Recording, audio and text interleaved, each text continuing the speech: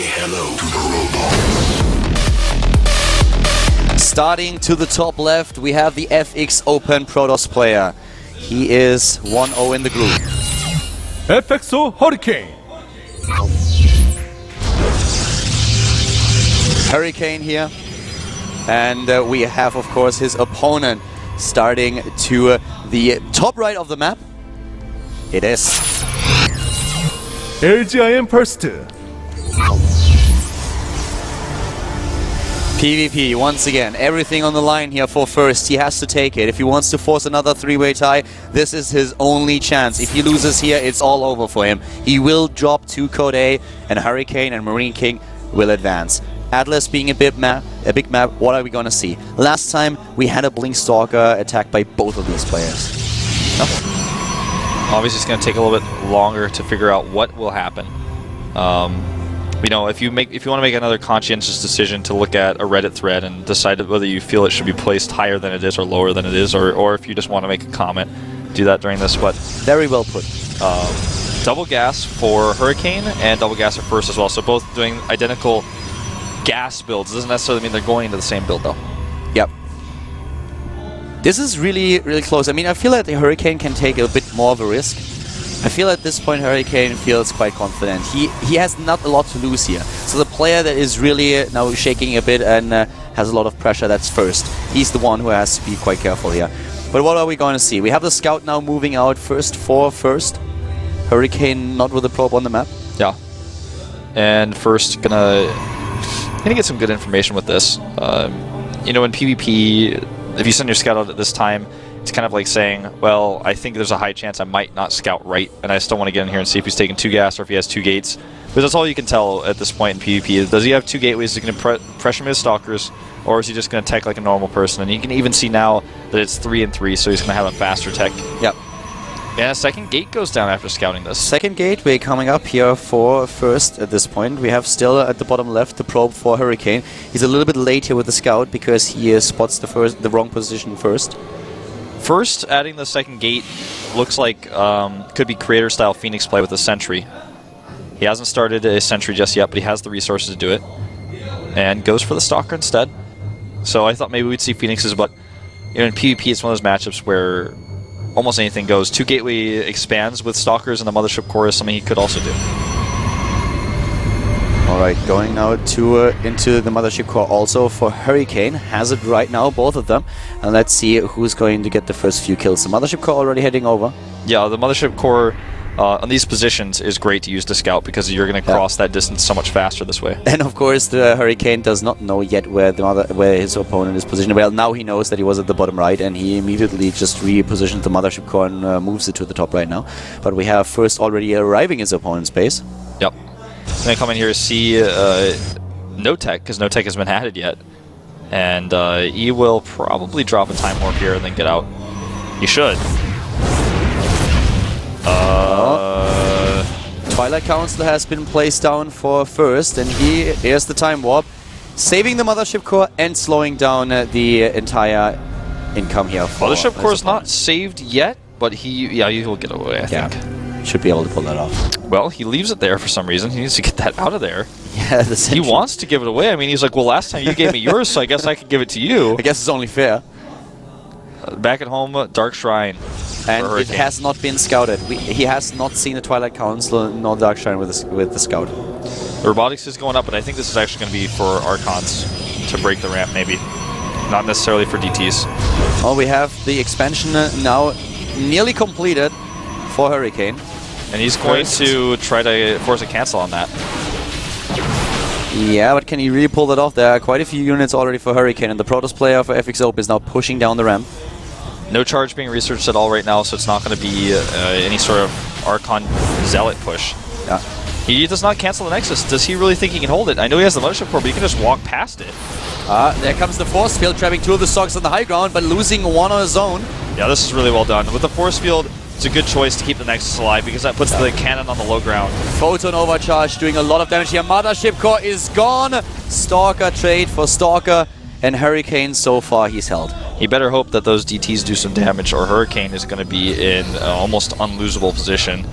Poor time to warp in those Zealots too, because now he's going to have to wait a second before he can even warp in the He's DTs. going into the second Immortal. Oh no. No detection here. If he warps in 3 DTs, he could kill the Robo. If he warps in 2, actually, at this point in time, if there's no immediate cancel, he can kill it. He's moving in with the GTs. Does he see it? He is here. He's a the force field. There's no. There it is. Gets to the force field in the last second possible. Now he has to run away with the units. One of his Immortals is being trapped. He immediately starts to chrono boost one of the observers. He needs detection here. Yeah, he's going to lose so much regardless, though. The DT is going to kill the... it's just going to kill almost everything. Yeah, he might lose the game here. Can he pull that through? DT in the main base. One DT is in the main. The other one is still at the natural here. We have by now also one of the observers in the game. But a lot of damage already done, and Hurricane is down to 36 supply. He has the momentum here going into the main base. Starts to target down that Robotics. The second Immortal never came out since he cancelled. So much DPS here with the Dark Templar. We have the Observer there, but the DT and the rest of the units taking down the Robo. Oh, wow. Looks like Hurricane may be down and out. We may have a second tiebreaker here. The Mothership Core barely with 100 energy, but he can avoid it for now. He can warp in more DTs to make Archons. Exactly. He can avoid it for as long as he wants. We have back home also another Robotics now being built for Hurricane. Yeah, this is he needs it so because if he loses his Observer for any reason... It's also, he wants to have additional Immortals out if possible. He lost every single one that he had earlier. Yeah. I like this. Just 3 on the low ground. That's all he needs. An overwhelming army here for first. Hurricane is going to die slowly. The There's not much he expansion can do. is still being attacked and he needs to do something, but so far the Photon Overcharge is still active. As soon as that runs out, we will see an attack by First. First is going to try to take this game. The Observer is still there, scouting the DT. Here comes another round of warp-ins. Yeah, Hurricane was supply blocked. Goes in for this. He cancels the Robotics. He knows he needs the resources for other things. So many probes are starting to go down. The Zealot's leading the charge. The DT is still doing damage. Probe after probe is dying here. 33 supply against 63. First is gonna make it. GG. And we will go into our second set of tiebreakers. Second three-way tie is gonna come up very soon here. All of them being tied once again. And in repeated win situations. So it turns out that it looks like Hurricane's best matchup is versus Terran, and then you have Marine King's struggles against his best is against the Frost, and then First seems to have the best PvP in the group. Yeah, Marine King's Kryptonite still being Hurricane. We have exactly the same results that we had in the regular group. So interesting development that we have here, and we are going into a second three-way tie now to find out who is going to advance to Korea today. Yeah, spread the word. This is actually one of those situations that becomes more fun as it as it continues. Marine King, and now of course looking at this, and he's like, Hurricane, why on earth did you not win that game? Why do I have to go into another three-way tie? Same is of course true for Hurricane himself. But First has to be happy here. I mean, he wins the second PvP that he has to play, and so far he really has Hurricane's numbers in those games. But we are heading into the second three-way tie now, and we have no break before we do it. No 5-minute break. Okay. All right. Unexpected. Yeah, I was fine with me. I was ready to go get some more water, but I guess exactly. not. Yeah, but yeah, cool with me. So the next map that we have is Belcher Vestige, and I guess that we are probably starting with Marine King once again up against Hurricane. That would make the most sense here.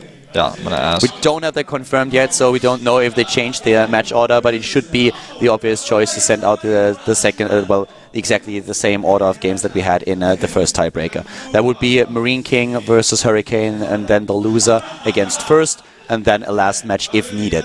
Keep in mind, we play until we have one player losing twice. That's why we have the loser of game number 1 playing first in the second match. That's because we need to find 2 players that advance, not only 1. Yeah.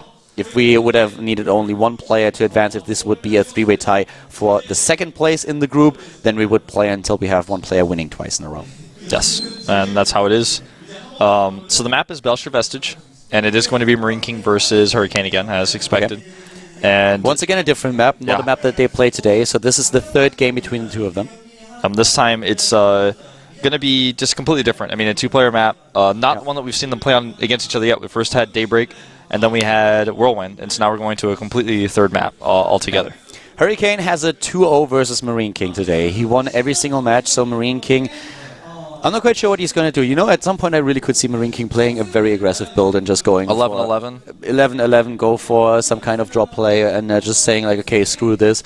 Every single time I try to play the macro game against him, I'm losing here. Two-player map. I need to do something else. Two-player map could be either the drop or the 11-11 on a map like this. Marine King is in the lobby. We're waiting for Hurricane. He has been invited here. He played the last game as well, so we're just going to run through those cycles over and over again until we have one player losing twice.